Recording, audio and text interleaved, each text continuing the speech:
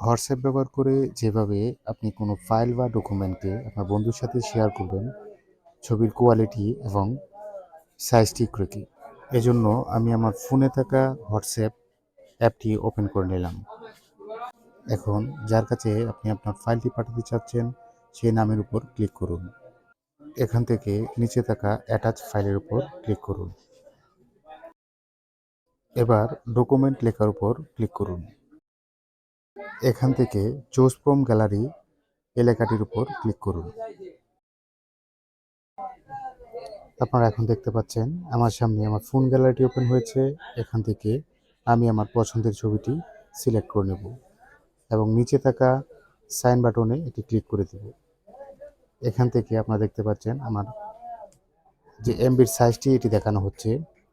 এবার আমি নিচে থাকা অ্যারো বাটনে ক্লিক করে দেব। আর আপনারা দেখতে পাচ্ছেন এখানটায় আমার ফাইলটি আপলোড হচ্ছে। তো আশা করি এটি আপনাদের অনেকটাই কাজে আসবে। তো আমার ভিডিওটি যদি ভালো লাগে তো শেয়ার করে আপনার বন্ধুদের দেখার সুযোগ করে দিন। ধন্যবাদ।